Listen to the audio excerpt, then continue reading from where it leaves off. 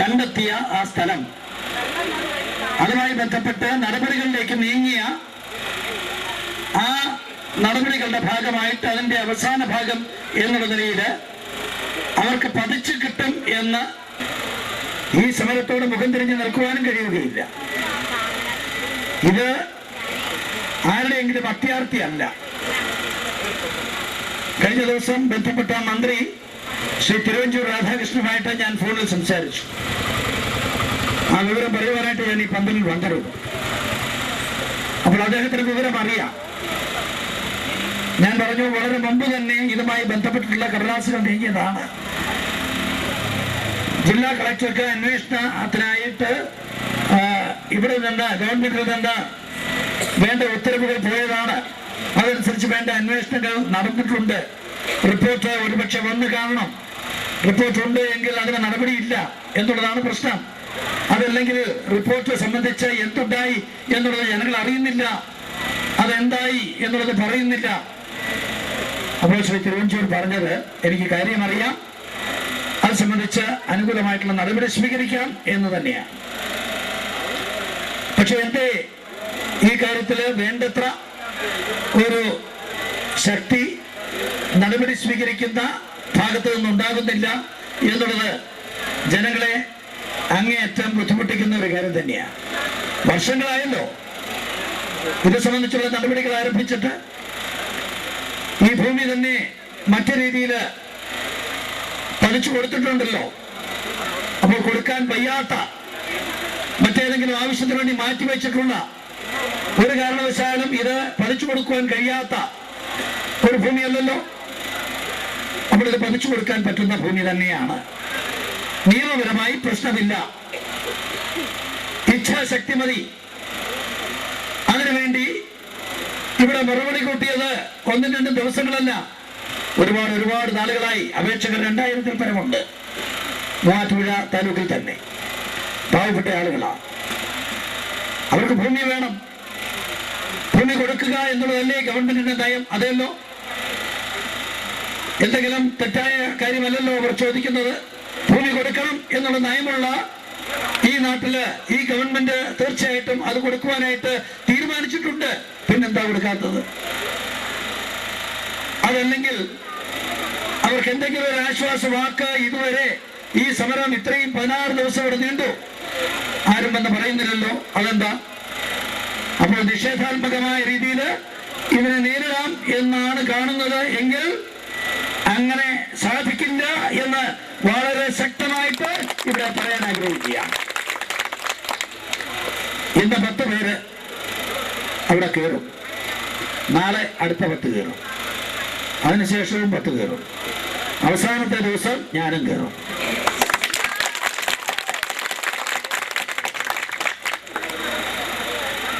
അത് വേണമെങ്കിൽ പെട്ടെന്നാക്കാം. നിങ്ങൾ 10 എന്നുള്ളത് കുറെ കൂടെ കൂട്ടിയാൽ മതി. അത് വേണ്ട. ഇവിടെ ആരെയും അച്ഛൻ പറഞ്ഞ ആർക്കും എതിരായിട്ടുള്ള സമരമല്ലല്ലോ ഇത്. ആർക്കെങ്കിലും മുതലെടുക്കാനുള്ള സമരവുമല്ല ഇത്. ഇവിടെ ജനസഭയല്ലേ, ഇത് ജനങ്ങളല്ലേ.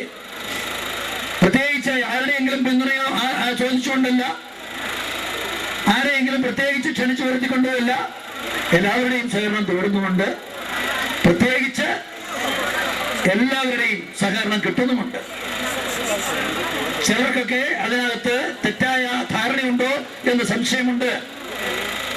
ചിലരൊക്കെ പാതി വഴിയിൽ പുറത്തോട്ട് മാറി നിന്നു എന്ന് പറഞ്ഞതുകൊണ്ട് ഞാൻ സൂചിപ്പിച്ചതാണ്. അതുകൊണ്ട് ഈ കാര്യത്തിൽ നിന്ന് പുറകോട്ടാരും പോകേണ്ട കാര്യമില്ല. കളക്ടറുമായിട്ട് സംസാരിച്ചപ്പോഴും ഇത് സംബന്ധിച്ച് നടപടികൾ നീങ്ങിയിട്ടുണ്ട്.